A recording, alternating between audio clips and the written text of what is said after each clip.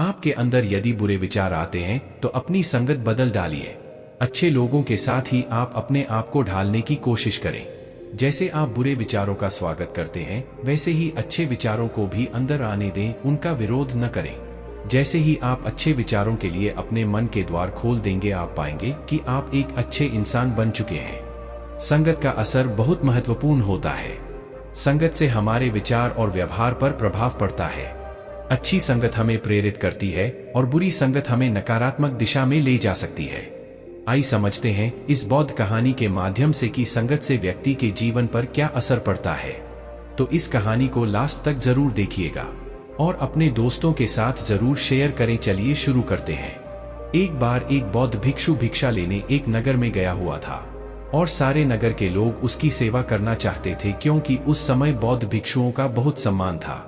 इसलिए जिसे भी पता चला दौड़ा दौड़ा उस भिक्षु के पास पहुंचा। उन्हीं में से एक वेश्या भी थी जिसने उस भिक्षु के बारे में सुना तो उसे देखने चली गई।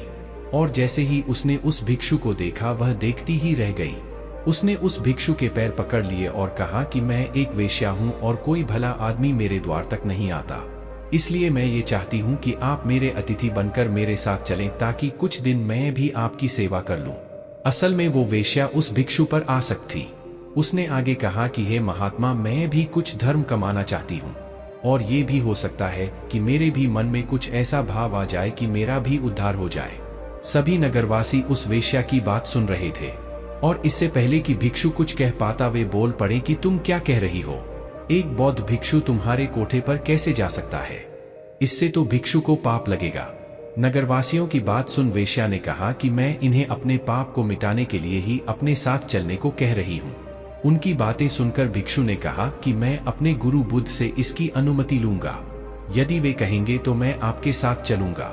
ये सुन वेश्या ने कहा कि मैं इंतजार करूंगी। इतना सुनकर नगर के सेठ ने कहा कि हे महात्मा, ये पापी है, आप मेरे साथ चलिए, इसका कोठा आपके जाने लायक नहीं है। इतना सुनते ही वो वेश्या बोल पड़ी कि तब तो इस नगर वाले सारे अमीर पापी हैं, वे सभी मेरे पास आ चुके हैं। और सेठ जी, आप भी तो मेरे पास आते हैं, तो तुम पाप से कैसे मुक्त हो? तुम भी पापी हो। यदि ये महात्मा मेरा उद्धार करना चाहते हैं तो तुम्हें कोई आपत्ति नहीं होनी चाहिए। नगर का सेठ चुप हो गया और बौद्ध भिक्षु गुरु बुद्ध के पास अनुमति लेने लौट गया। गुरु के पास पहुंचकर उसने अपने साथ हुई घटना के बारे में अपने गुरु को जानकारी दी। गुरु के सभी चेले ये बातें सुन रहे थे और सोच रहे थे कि अब गुरु क्या कहेंगे। कुछ चेले सोच रहे थे कि अनुमति नहीं मिलनी चाहिए और कुछ एक ऐसे चेले भी थे जो चाहते थे कि अनुमति मिले, ताकि वे भी कल को किसी ऐसे स्थान पर रहकर कुछ समय बिता सके। गुरु ने सब कुछ सुनकर कहा कि जाओ और उस औरत का भला करो।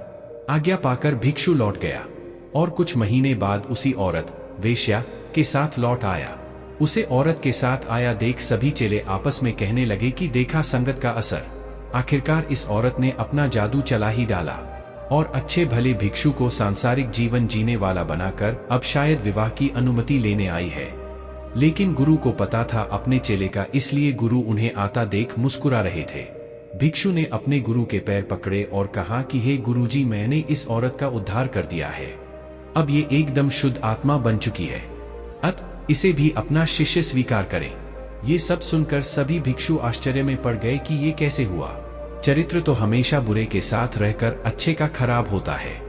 हमें बचपन में यही सिखाया जाता है कि बुरे के साथ रहकर तुम भी बुरे बन जाओगे। तब गुरु ने कहा कि देखो इस भिक्षु को, जिसने मेरी आशा के अनुरूप कार्य किया। इस औरत के चरित्र को अपने चरित्र जैसा बना दिया, न कि खुद को बदलने दिया। ये ठीक उसी प्रकार है जैसे कमल कीचड़ में रहकर भी कीचड़ जैसा नहीं होता। दोस्तों, यह कहानी अगर आपको अच्छी लगी है तो इसे अपने तक सीमित न रखें, दूसरे के पास जरूर शेयर करें। हो सकता है अगर आप हमारे YouTube चैनल पर यह कहानी पहली बार देख रहे हैं तो मेरे YouTube चैनल को सब्सक्राइब कर लीजिए, क्योंकि इस प्रकार की ज्ञानवर्धक व प्रेरक बौद्ध कहानियां हम इस YouTube चैनल के माध्यम से आप तक पहुंचाने का प्रयास करते हैं। धन्यवाद।